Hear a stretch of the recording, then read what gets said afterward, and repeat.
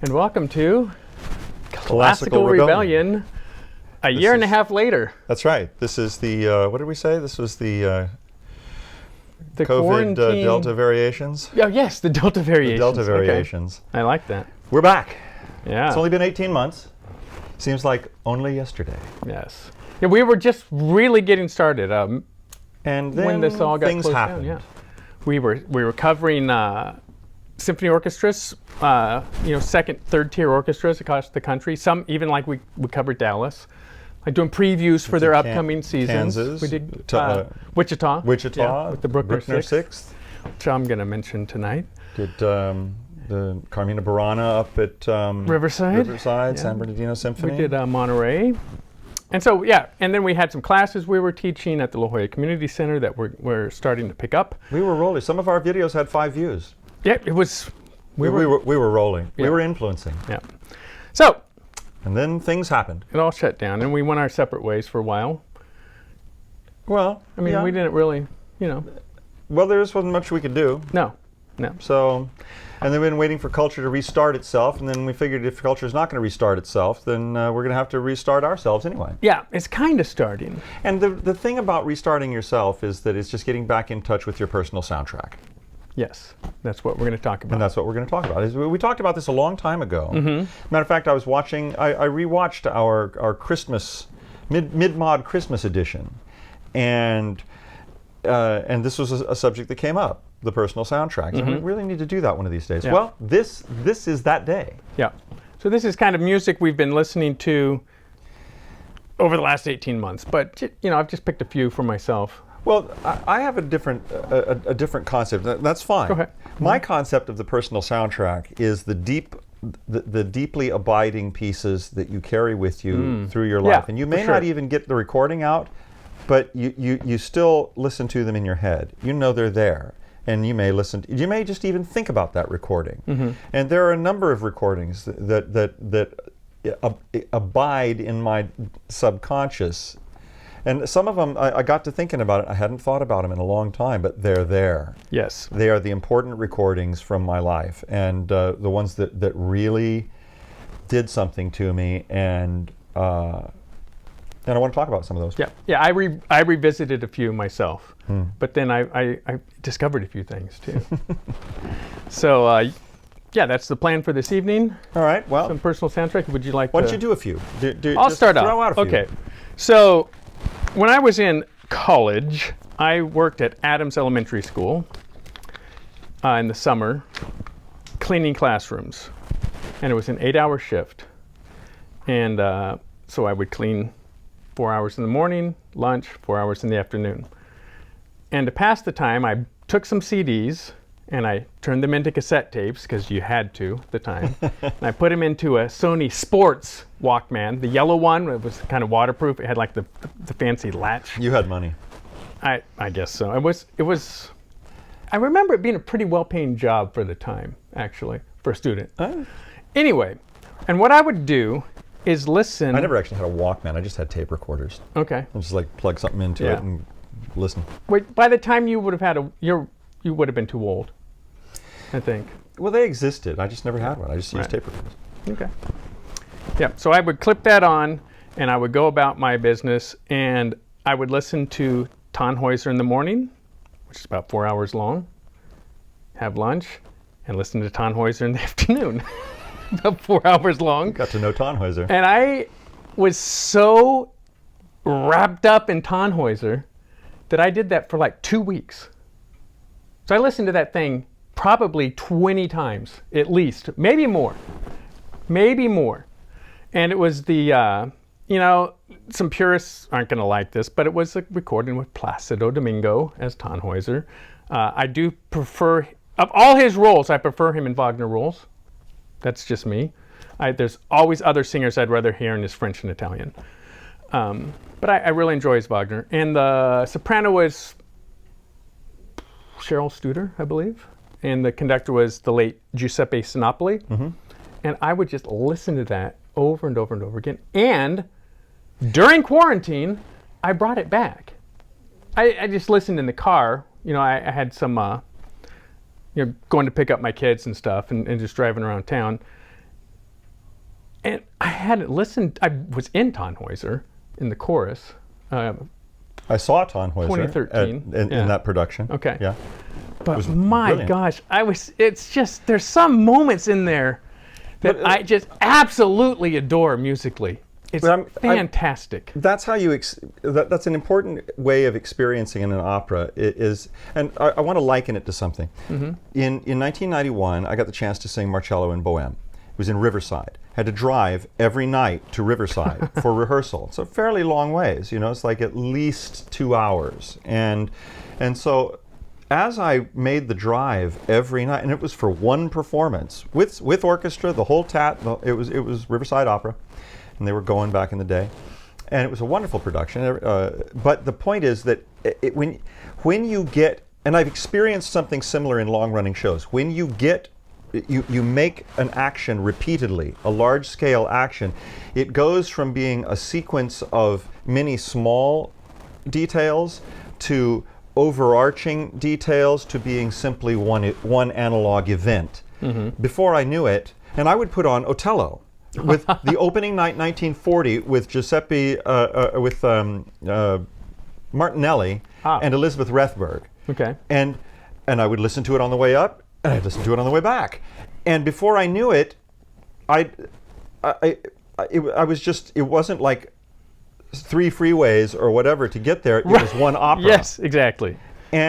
And I have experienced that in long-running shows too. Mm-hmm. 15 months, pretty soon a week is going by, and then a month is going by, and then it's like spring went by, and you just get on this ride every night and you do the thing. Right. But that's how you become hyper-familiar. Yes. And that's how operas need to be experienced, with repetitive listening. They're doing it in L.A. I just asked the edit. I write also for the Opera Gazette out of Denmark. Oh. And so I just emailed the owner today, or the editor. I'm not sure exactly who he is. He just liked that I don't like Regi Teatra, Director's Theater. Right, yeah, I don't care for that either. He liked that because that's their little niche they're going to find. That's so Euro. And I said, hey, I'm available to review LA Opera if you want to set up some, like, you set it up. I'm not I'm not going to buy tickets and be reimbursed, because he's not paying me to write right now. So yeah, but I that's amazing. That is a great way to learn opera or large pieces of music, is to find a way to couple it with something large that you're doing and make it the soundtrack for it. Yeah, and then there were just moments in that score that I would just look forward to every single time. Yeah, and specifically in that recording in the first act, when Wolfram shows up with all his buddies and Tannhäuser's coming down off the Sex Mountain. And there's the little flute, the pasture shepherd kid playing. Mm-hmm. Yep. And there's they kind of talk back and forth, and then there's a moment where the ensemble just enters, and it is so incredible. Like, I get goosebumps right now just thinking about it. It's just, and the way that Sinopoli coordinated that on that recording was perfect. I listened to Schulte, I listened to Von Karajan, I listened to Abbado, I listened to all the Tannhäusers, trying to find someone who did that moment better, because it was such a great moment, and no one did. I've got a lot of people. There are recordings that have moments like that. Yeah, I feel the same way about one of my selections is a live recording that I pulled out. I used to get out of the library downtown, and I put it on tape. But it was a Met premium recording of Tosca from February of 1958 with Tucker, Tebaldi, and Warren Metropolis in the pit, and being a live recording that they used to, if you donated a certain amount, they would give you annually one of these recordings from their vaults, and we had a bunch of those down in the library. And this one, so you put the needle on, and the sound level comes up, and you hear the crowd settling in, and you can sort of hear it's February in New York. It's probably frigid outside. Right, and that's the old house, right? And that's the old house. But you are now in the golden warmth of the old Metropolitan Opera House, and you're in a club. And I wonder, is anybody who was there that night still alive? Did they know, how lucky they were? Because just to hear the ambiance of the house, and to know what's about to happen, and this performance is just on fire. So it's magic. So yeah, I feel the same way about that. It's that moment that there's, like you said, that the moment of the entrance of the chorus. Yeah. This is the moment of the entrance, the opening of the acoustical scene, Yeah. to place you where you're about to be, and it's just magic. Yeah. You can feel the Italian summer. Yeah, and we're going to do some stuff about great moments in opera, considering maybe doing that as a live class once La Jolla Community Center opens again. But the conclusion of Act 2 of Tannhäuser, as they're all at each other's throats, yeah, and Elizabeth is trying to hold them together. She's got this pure vocal line that soars over the rest of while they're all bickering and fighting, and she's protecting Tannhäuser basically with her virtue, and it comes and it builds and it builds and it builds and it builds and it builds and boom, offstage women's chorus singing the Pilgrims tune. And I played it for my kids in the car, and my daughter was like, "Oh my God!" She's 17. She's like, that just almost made me cry. Yeah. It is a great moment in opera. It's a coup de théâtre. And that's not even supposed. Tannhäuser is not Wagner's greatest work, but Well, God, I love it. Yeah. I love it. I feel the same way. Well, going back into the vaults for me, it's hard to know which one to say first, but I was thinking, we've talked about, I'm old enough to have experienced some classical music for the first time on 78s, because I picked them up at the Beethoven Third Piano Concerto with Rubinstein and Toscanini. Long before that was ever issued on a CD, I picked it up on 78s and ran it all together and went, oh my gosh, this is, and to this day, that's definitely part of my personal soundtrack. I carry that performance with me in my head as it's a perfection. I don't think it's ever been played any better. I've never heard anyone else play it any better. What do you think original it is? instruments are, I think it's the tempo, it's the balance, it's just the sheer tastefulness of everything that was done. It's Toscanini at his most graceful, and Rubinstein at his, and the way they fuse together their entrances, and it's just perfect. And they only ever rehearsed it one time through, and actually, and it was one rehearsal. They went through it once. It was bad. They said, okay, let's do it again. This time it was perfect. Then he came back in the evening. That was in the morning. Came back in the evening, and they did it on the radio, and it's just magic. But another format is, of course, tapes, and I got to thinking about tapes that influenced me very, very deeply, and one of them was the Mauler Second Symphony with Otto Klemperer. The classic. Otto Klemperer with Elizabeth Schwarzkopf. It was such a good recording, an EMI monophonic recording, and to this day it's out there on CD, and it's you'd put it on your CD player and turn the speakers up, and it'll open up your ears. Yeah. It's a wonderful, deep, booming recording. It just happens to be monophonic, but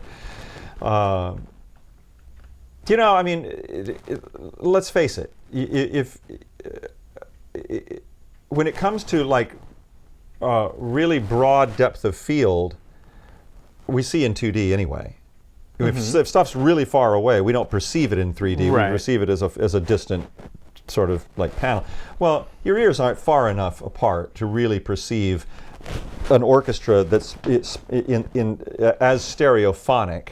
Right. That is that far apart in your vision, from the balcony. Maybe if you're sitting in the front row you do, but at the back of the hall you really don't. So for most people who are going to sit in the back of the hall like me, monophonic's fine. Yeah, it is. If it's a good recording. It is. And a lot of the old RCA orthophonic recordings of Fiedler and the Boston Pops doing a bunch of stuff, and they're terrific recordings. Like the Polivetzian dances with Fiedler and the Pops, it's a single microphone suspended over the orchestra, and it'll blow your speakers up. I mean, it's great stuff. But that recording opened my ears to Mauler. That was really the first Mauler that I knew. Right. And it just tore me up.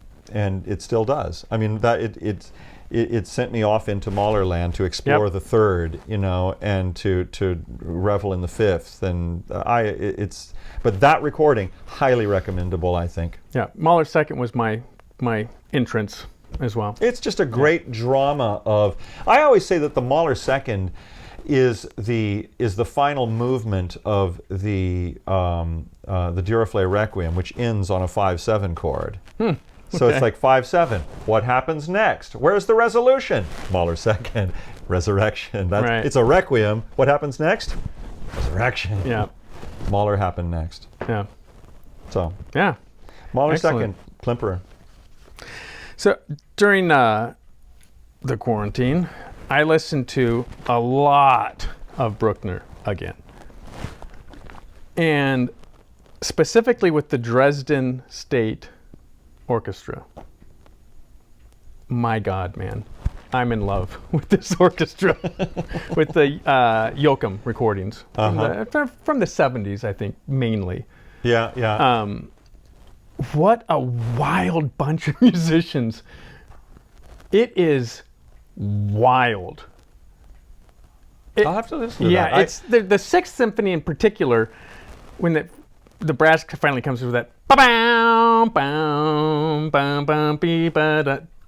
Those guys are like, it's almost sloppy, They're going for it. but it's it's They're awesome. on the edge. Yeah. On the edge. And so I just listened to 1 through 9, 1 and 2, whatever. But man, and he's not a expansive. He's no Cello Badace when it Right. comes to tempos. He's not even a Fonkarian when it comes to tempos. Fonkarian's pretty much right down the middle. But man, he will ratchet that. He'll just ratchet it up. And just like keep accelerating through some of those climaxes, and it is awesome. So it's kind of one of my choices was going to be the old Vox box set of Jascha Horenstein doing the Eighth. I had a Bruckner profound Eighth? experience of the Bruckner Eighth, and that's a terrific recording. Yeah. I think that was the Vienna Symphony Orchestra, which is the recording, a different recording name for the Philharmonic. Yeah, but if we're doing lifetime soundtrack, it is Bruckner's Eighth, twice for me. Because I've been listening to the Fourth a lot, and that's kind of easy listening when it comes to Bruckner. Yeah, it is. And so I knew Magical the Eighth, opening. and so I was working at Tower Records, and I would read the Penguin Guide, and so I knew the Eighth was a thing. I knew the Eighth was it when it comes to Bruckner. And there was always the rosette, right? The Penguin Guide would give the rosette to a recording where one of the editors felt like this was a special landmark. Right. And it was the Deutsche Grammophon with Fonkarian in Vienna. Is when he was at odds with Berlin. And the way he punished them was to take all his recordings to Vienna. And I remember it was in summer. It was a summer. I was in college, and I was laying on the floor, and I put my headphones on, and I was like, I'm just gonna listen to this. Like, I'm just gonna make it through. I don't know what's gonna happen. And in the third movement, it finally, because there's so many false climaxes. Boy, he's a tease. Oh yeah, that old Bruckner. And then, crossing Wichita and hitting every stoplight. Hitting every stoplight. Hitting every stoplight. And when it finally, it built up and it built up and it built up and it built up and it resolved. And I was expecting one thing. I was expecting it to resolve, kind of to land, but it landed and launched at the same time. And it just blew me away. It's like I didn't know that was possible. And oh my. So, and then the follow-up to that is I went up to L.A. a few years later and heard Zubin Mehta conduct it at the L.A. Philharmonic, and actually got teary there in the third movement after the big climax when it comes back to that kind of lullaby, little gentle thing in the strings, and it's like I think I'm going to cry. Yeah, I am. Okay.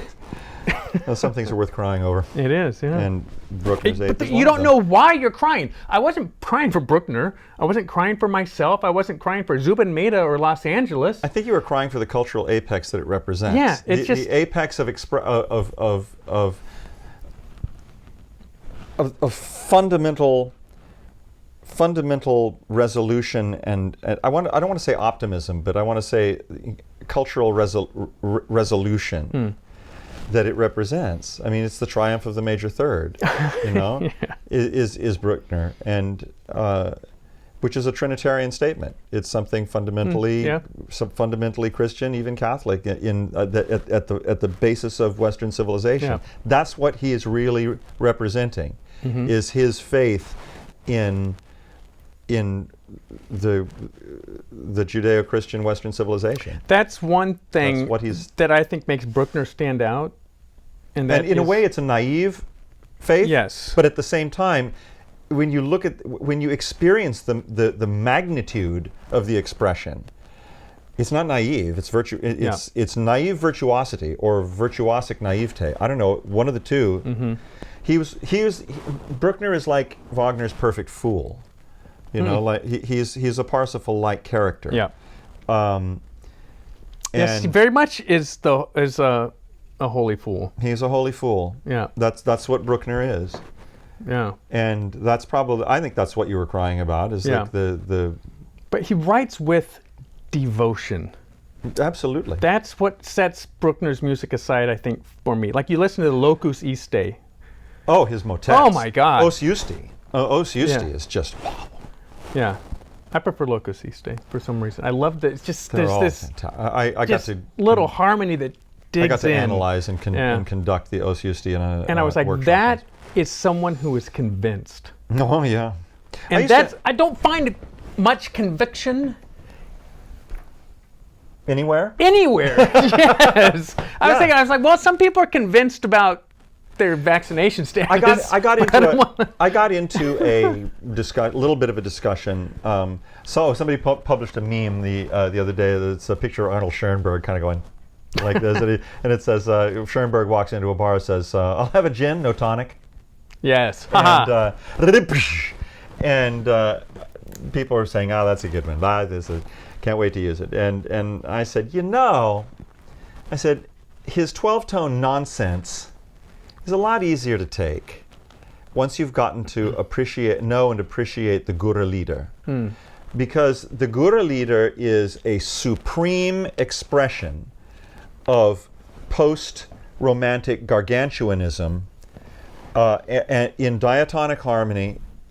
Well, diatonic, but chromatic, but diatonic. Well, It's not atonal. It makes Mauler seem a little trite. But it is. It's it is. huge. It's huge. But it takes about 600 or 700 to do it. You got a chorus of 500 or 600 and about 150 in the orchestra. And the next step in that development is Gallbrine and the Gothic, which is a much more complex work. It's polytonal. It's not atonal at all, but it's polytonal. Very challenging. But Schoenberg, that piece is an absolute masterful expression of the apex of harmonic development. And unfortunately, he felt that he didn't have anything else to say in diatonic harmony, and so he decided to try to keep making a living by doing something flashy with atonalism, when in reality he should have just shut up. Yeah. Because that was pointless. Right. And it he was had proved enough to be pointless. He had enough But charisma to bring some along with him. And his last pieces were tonal religious works, because he'd had a heart attack and he knew that the jig was about up. So Right. he started to get sincere again. But it's that expression of confidence, and the Gura Lita is fantastic. But that's what I'm saying it's worth crying over, because it's an expression of a fully competent expression of an apex of cultural development. I think that's why you cry. Okay. Okay, so another tape of mine. Yes. So Another tape. Go. Yeah. This I used to have, and fortunately, all these things are on YouTube now.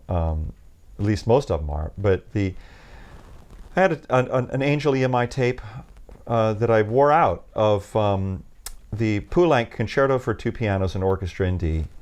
With the duo pianists Whitmore and Lowe. Now, it was either the original recording with Metropolis from 1950, or it was maybe lab remixed and given a little. It sounded a bit more modern. That recording sounds very dry. This recording, as I recall, sounded more concert hall wet. Had reverb drying away and things, but they might have remixed that in the studio. But it's a wonderful performance. They were the original recording artists, I believe, for that Wow. That was the first recording. And It's a fun piece of music. Oh, it's a fun piece of music. Yeah. And it really opened my ears to the best kind, I think, of modernism, which is he sometimes just makes little motivic interjections that don't really go anywhere, but they do a little thing over here, and then he gets back into a larger statement over here, you know, or he'll chop up the ending of the movement to you think, are we in an in-between movement or something? Have we just changed movements? But it's just all of a sudden he changed tempo and texture, and at the end of the movement, and then goes back into making another statement of very choppy at the end. I don't know. It's such creative melodic modernism. I can take melodic modernism, you know, and when someone does it that creatively, it's a joy. Yeah. You know, it's when it is obviously I'm going to do something. Tryhardism. Yes, tryhardism. Poulenc was not a tryharder. No. He just was himself, and that's a joy to experience. I mean, Britain is like that frequently. Not his cello concerto. No. Well, what was it that we heard at the? Did we hear his violin concerto? I think it was the cello concerto. At the symphony. Yeah. Not good. No. But then it was tryhard. It was like he was trying to showcase Rostropovich as the greatest Peter cellist Grimes, in the world. great. You know, Fantastic. Gloriana, not so much. Paul Bunyan, no. No. but Poulenc, almost everything he touched was just such a pure expression of his own creativity, and I love that piece. And on the reverse side of that tape was Whitmore and Lowe playing a guilty pleasure, but something that's part of my personal soundtrack that it just stays within me, and I love it. And I rarely think about it, but when I do, I just glow. And that's the Saint-Saëns Carnival of the Animals. Oh, yeah. What a wonderful little piece. Yeah, it's just wonderful.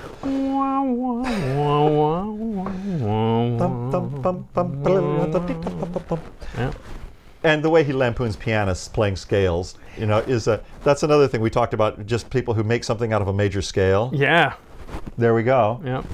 So yeah, with the EMI recording of Whitmore and Lowe doing the Poulenc Concerto for two pianos and the Carnival of the Animals, two entirely different eras, but two very that's French. obviously that's Saint-Saëns' version of being idiosyncratic. You know, that's just him being witty. Yeah. And that's a wonderful album, and so listen to those pieces because I think they'll stay with you too. Speaking of Saint-Saëns, I realized I've listened to his third symphony more times than I can count. Never, ever, ever bothered with 1 and 2. So I listened to 1 and 2, and I won't listen to them again. There's just nothing there. There's nothing there. There's the first, you can hear some of the tonality and textures that he does so well in the third, but it's just they're embryonic. Right. They're not fully Right. developed like they are in the third. Yeah. So if you're thinking about, I might listen to Saint-Saëns 1 and 2, no. I mean, you can. In the guilty pleasure, since we're talking about Saint-Saëns and the French and stuff, the Chabrier Espagnol Rhapsody. I've said this before. It's a guilty pleasure, but I love it. It's a jewel that sparkles, you know, beautifully, no matter what angle you look at it from. And it's not the biggest diamond in the display case, but it just has a beauty all its own. Right. I love it. All right. So I'll do one more. We'll do one more each. Sure. Sound good? Mine's another opera one, and it's going to sound pathetically mainstream. But it's Pavarotti singing Che geli da manina in the Decca recording with Freni and Funkarian Vienna Philharmonic. Because I got to college, and I'd only been in choir. I didn't even really know key signatures when I got to college. Right. Like I was not musically fluent. Right. I loved classical music, but I didn't. You asked me, what key is this? And it beats me. I learned, but my friends, so I didn't really hadn't listened to a lot of opera, just high school choir stuff. And Mozart because of the movie Amadeus. That really got me into Mozart. And some Beethoven, of course. So my friend said, hey, you don't know okay, J-Lit Amanina, you got to listen to this. And it was the first A flat. My bad fortune, I don't know what to do like me. Where? Just yeah, that A flat, because we're following along, so I knew A flat at that point. And that was the highest note I had ever sang in high school. And I remember seeing it. I didn't know the tenor part went above the staff. And when I saw it in high school, and interestingly, it was the Gounod Sanctus from the St. Cecilia Mass, which is a guilty pleasure. That's over the top. So I sang that in high school. So then the way he hit that so effortlessly and beautifully, it blew me away. I was like, because that was the highest note I'd ever sung, and here's Pavarotti. It's just another note, man.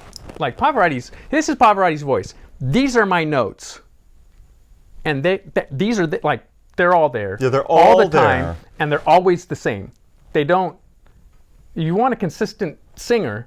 He's pretty consistent. Although I was listening to Manola Sco with him and Frenny, and it's a bad recording. Really? Both of them. Really? Yeah, just way over their skis. It's too big. Like they hadn't quite graduated to that size rep, I think. Possibly, yeah. Because it was still on London. Frenny did it again with Deutsche Grammophon in the 90s, so I think this was still maybe the 70s. And it must have been the 70s. And that's getting heavy for him. Yeah. And but so that just that God, and then of course you get the big B flat on Kisson, and then the high C. I grew up on Björling singing that, and Björling again is like that is the first recording I had of these it. These are my notes, and this is my high C. Yeah, right. All of it.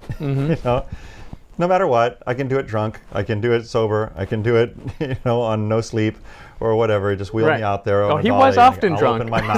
I'll open my mouth, and a high C will come out. I read his wife. He's the only tenor I've ever heard who sings sharp on the high C at the end in Di Quella Pira. Really? He's about a quarter of a tone or a third of a tone sharp at the top. Wow. Not even an issue. Right. I read his wife's biography of Björling. And it was good. Fairly naive, though. Really? Yeah. Yeah. Yeah. That dude was... You can afford it to be when you've got all the notes. He was a drinker. Oh, yeah? From what I've heard. And his Oh Holy Night is... Oh, yeah. Oh, holy shit. It's like... That's not... No one's sleeping. It was incredible. Look it up. I mean, he's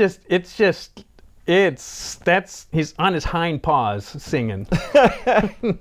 That's funny. So one more. Yeah, there's, I made a list. And I wound up with just 21 pieces off the top of my head. Wow. Okay. Do you want to list some and then talk about one? Yeah. I mean,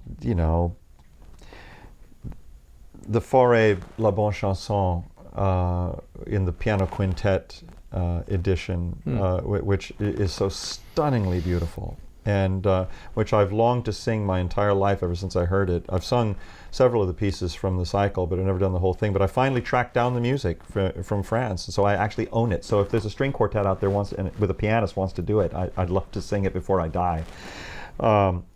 Horowitz playing the Stars and Stripes Forever in recital at the South Bank. You can literally hear the audience gasp when he starts playing the piccolo solo along with the melody and the marching bass. How does he do it? Right. How is it? And sure, you can look at the music as it goes by on YouTube now. But that doesn't explain how he did it. It just doesn't explain Right. it because he gets very quiet and he starts in with the whole thing and the audience just literally goes, oh. It's wonderful. And then playing his Carmen variations on the album of Encores, and his own composition, and then when he finishes it, the roar of that crowd. It's just, it's the soccer stadium effect when classical music is a full contact sport, and that you get the roar in the opera house or in the recital hall. That's when it becomes a visceral thing. And it's not like woo, it's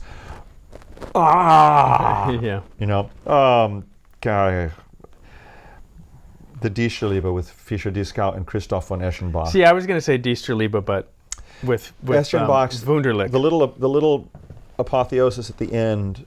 It's one of the greatest things ever written. And that the way Eschenbach plays it just I get teary when I hear it, and I had think to pull over.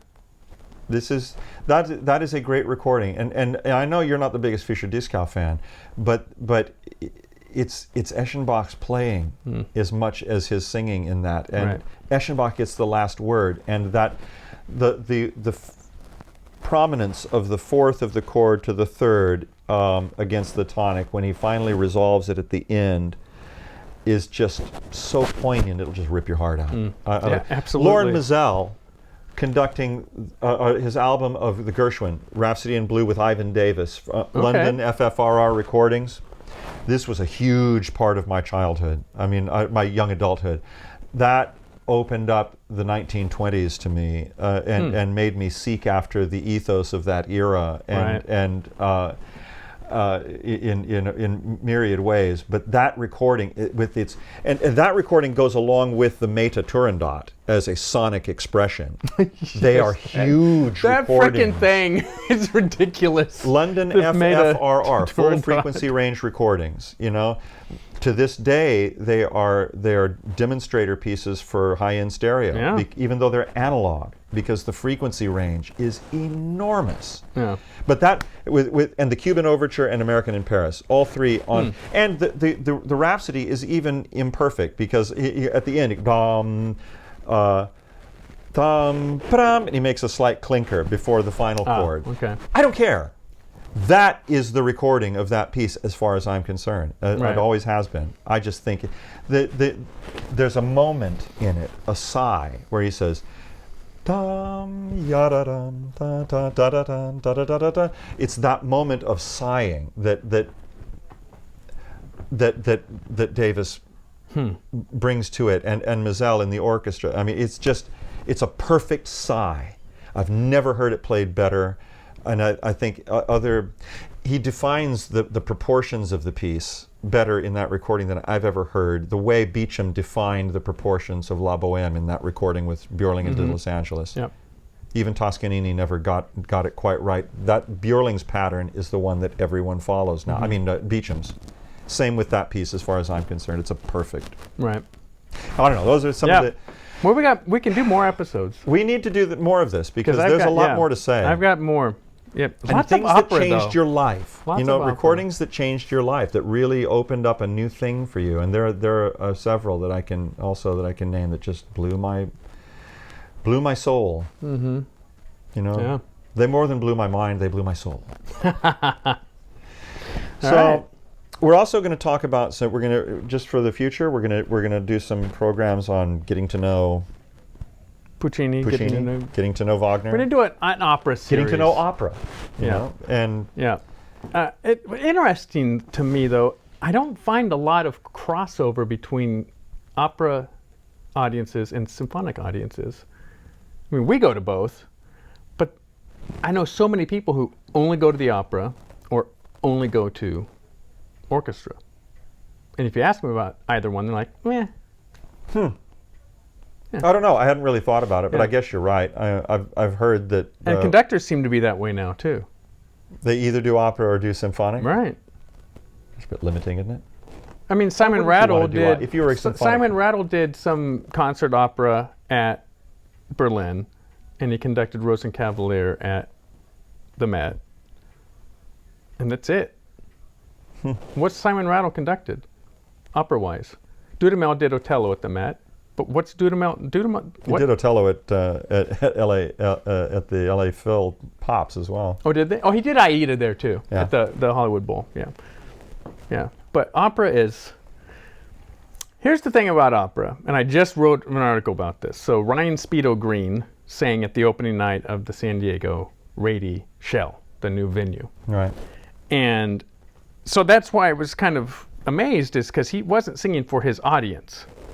These are the people who are like, oh, there's a chorus, and they're just not into it. They don't like vocal works, even if it's, Mozart's Requiem, which was my official favorite piece of music for several years.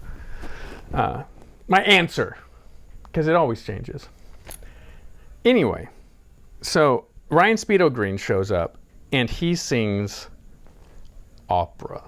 He sings the "Et c'est un conduit là-bas, conduit là-bas," and and it was so the sound is quite good there. It sounded like a concert, not like a. You could see because of the big screens, his larynx was down, and his mouth was open, and the dark fury that came out of that, the sound of that was opera. Yeah. And people loved it. Yeah, he might have got the largest ovation of the evening. There was a. But there's like 9 people who can do it. That's the problem. When it's done that way, everyone, even not opera people, like it. Mm-hmm. It's just, you got to find the people who can do it, and there's just not that many of them. No, and they don't tend to come this far out of their way a lot of the time as well. Yeah. Let's face it, San Diego is a long way from the center of things. Yes. And so, except for youth soccer. Yeah, I guess. And so, you have to pay attention to what's going on outside of here to perhaps get the best measure of and to contextualize and build up your appreciation for what it is that we get here, which is frequently fantastic. Mm-hmm. Sometimes it's not as fantastic as we would like it to be, but it is what it is. And that doesn't mean that you shouldn't enjoy it and place it in the cabinet of curios of your experience, along with things that you've heard and seen in video broadcasts and that is one thing that stood out to me about the Rady Shell at Jacobs Park. Because I grew up in the 90s artistically, and those were the dark days in San Diego. Yes. The Symphony. I was in London, so I didn't have to live through it. The Symphony declared bankruptcy and was dissolved. San Diego Opera, I remember going as a student for $10 standing room, 60% houses. We never sat. I mean, we never stood. We always sat. And always, like, one singer and then a bunch of so-so. Yeah. It's always... It was, and so the Rady Shell opening night was a fully formed thing and was fully executed, and it was top shelf. And I was like, wow, I just don't expect this from San Diego Arts. Right. It was a thing. I was really impressed. Yeah. I mean, there was some rust on some of the musicians from COVID, let's say, but they blew that off, eventually, and I will look forward to it's the experiencing Tchaikovsky spectacular. That, as we heard, the experience of the Mainly Mozart Festival is something that you take home like a bottle of good whiskey to see how many 1812 overtures it'll get you through. Yeah, right. Right, yeah, so... Well, there we are. So we're going to be coming back with some new content and... getting deep into opera and also the feminist tradition of opera. We really need to explore this because there's a little bit of a movement that is criticizing opera for violence against women, and it is completely misunderstood. So we're going to provide some context. We'll be looking at that. 19th century opera is feminist. Strong women. Strong women destroyed by terrible men. Here's the takeaway. Right. Don't be a douche. Don't be Pinkerton. Yeah. Don't be Don Jose. Don't be an idiot like Alfredo, like in Traviata, throwing your money at her. Like you're supposed to emote with these characters. Carmen is the woman trying to... I'm getting into it. We got to stop. This is coming. Yeah. Coming attractions. That's right. Here on Classical Rebellion. All right.